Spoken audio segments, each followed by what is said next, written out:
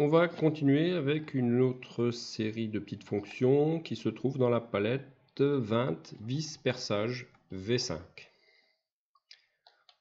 Donc l'idée c'était de construire rapidement des vis. Donc ça c'était une fonction que j'utilisais beaucoup avant l'apparition des blocs dynamiques. Donc il est vrai qu'aujourd'hui ça pourrait être remplacé par des blocs dynamiques. Mais on va quand même regarder le fonctionnement. Première chose à faire, paramètre trou taraudé. Et là, je me méfie puisque je suis dans un dessin que je ne connais pas. Millimètre. On va démarrer à nouveau, on sera plus tranquille. Tac. Nouveau dessin. Et pour être sûr, comme d'habitude, c'est du bâtiment en mètres. Là, je vais démarrer en millimètres. Donc en mécanique, la question ne se posera jamais, on travaille toujours en millimètres. Paramètre trou taraudé. Je regarde en bas, ligne de commande, diamètre M. Donc si je veux par exemple du M8, je rentre simplement la cote nominale 8. Longueur du perçage. Si on parle du trou taraudé, on va percer, admettons, à 30. Et le taraudage, le filetage, se fera jusqu'à une longueur de 20. Si on ramène ça à la vis, donc en dessous, vous avez paramètre de la vis. Les valeurs seront identiques. Donc on a bien diamètre M de la vis, donc 8. Longueur de la vis, du coup, c'est le perçage qui devient la longueur de la vis, 30. Et longueur du filetage, 20. Alors bien sûr, si on travaille sur une vis de 30 dans un filetage, enfin un perçage de 30, on aura quelque chose de serré. Ensuite, il n'y a plus qu'à choisir la vis. Vis H. Oui. Un petit problème de chemin. Voilà. Alors, on reprend. Donc, on a la vis M8. J'insère ma vis. La voici. Je la place, je la tourne.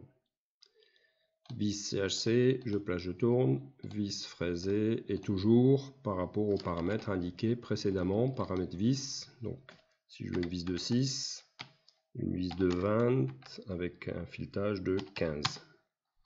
Et donc j'insère, tac, tac, etc. En bas, vous avez dans la barre d'étape, diamètre M6, longueur vis perçage 20, longueur filetée 15. Ensuite, les écrous. Donc si je place mon écrou ici, je m'aligne et bien sûr, l'écrou, donc en règle générale, il va masquer la vis. Donc de temps en temps, AutoCAD, il s'en mêle un peu les pinceaux avec les ordres de tracé. Donc la vis, je la mets en arrière, voilà. Ensuite, la rondelle, hop, hop, voilà. Sauf que là, je suis plus sur le bon diamètre. C'était pour celui-là, voilà. Rondelle, tac, tac, l'écrou, écrou H. Là, c'est un peu du bricolage. Tac. Sinon, elle, on la ramène. Et on va faire un -6. Voilà.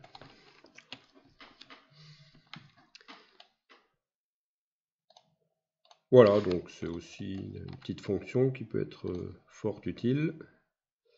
Tac, tac, voilà. Donc la supercherie ici, c'est simplement de travailler avec des masques, hein, la fonction nettoyer, ce que moi j'appelle couramment le typex.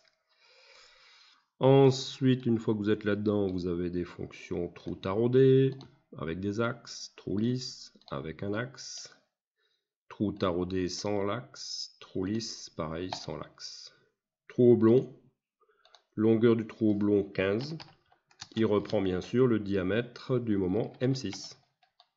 Je veux un trou oblong de 12. Je prends l'un ou l'autre, M12.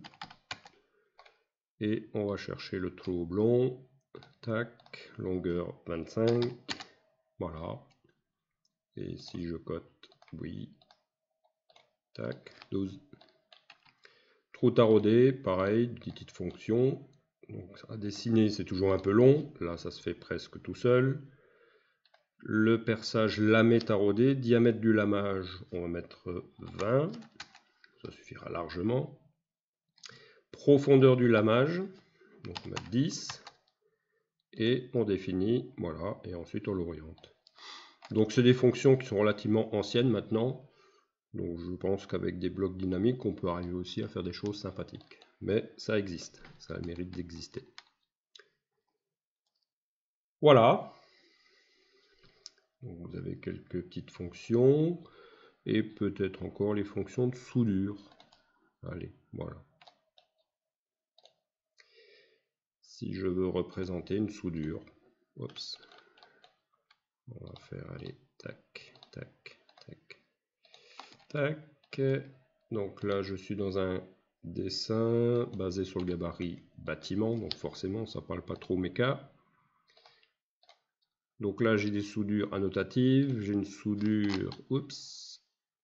Donc là, il y a de nouveau une histoire de chemin, on va régler ça. Donc j'ai corrigé le problème du chemin et j'ai également rajouté un petit truc qui manquait, taille de la soudure. Donc le premier, c'est donc une représentation annotative de la soudure, donc qui va varier en fonction de l'échelle, et l'autre va rester fixe. Donc tout dépend de ce que vous préférez, je pense que généralement c'est plutôt quelque chose de fixe. Taille de la soudure, donc je vais mettre, allez, 5, j'insère la soudure, voilà, et elle fera 5. Si je vérifie, ça fait 5, 10, oui, éditeur de blocs. Vous voyez, on découvre des fois des petites coquilles. Et effectivement, la soudure, elle est un peu grande. Donc ça aussi, je le corrige. Voilà, c'est corrigé, donc vous inquiétez pas, normalement, vous aurez les fichiers qui seront bien sûr corrigés et à jour. C'est pour ça d'ailleurs que je fais ces différentes vidéos, ça me permet aussi de vérifier, de tester l'ensemble des outils. Ensuite, soudure. Donc là aussi, on a dimension de la soudure 3. Je m'accroche. Donc je réponds à la question. 3 de là à là. Quick. Voilà. Soudure vers le bas. Pareil. Donc je réponds à la question. 3 et de là à là. Voilà.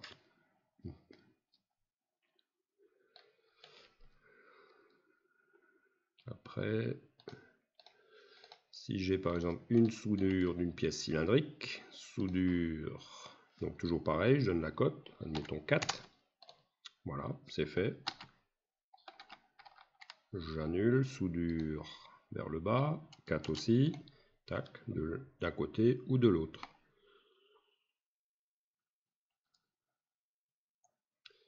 Et puis la partie basse, donc là c'est chaque fois dimension, elle va vous être demandée, et ici c'est la série qui reprend simplement les paramètres par défaut. Voilà. Voilà, donc en résumé, hop, soudure, on va mettre, allez, toute petite cote 1. Tac, de là là, voilà, valeur par défaut que vous retrouvez de nouveau en bas. Donc, et toujours réflexe de regarder en bas la ligne de commande. Et je vais mettre un petit truc au-dessus. Ancré, voilà, là aussi, la 2015 nous a amené ce problème avec les présentations qui se mettent au même niveau que la barre d'état AutoCAD. Donc là, bouton droite, je mets toujours ancré au-dessus de la barre d'état. Ça évite d'avoir cette liste déroulante un peu casse-pied. Donc j'ai une soudure de 1. Donc si j'utilise dimension précédente, tac, dans l'autre sens, vers le bas, tac, je dessine un arc. Donc ça va se faire du côté intérieur. Annuler. Et puis l'autre du côté extérieur. Voilà, donc des petites fonctions qui peuvent servir aux mécanos ou de temps en temps pour des plans bâtiments, quand on doit faire une petite platine, une petite pièce un peu spéciale, ça peut servir.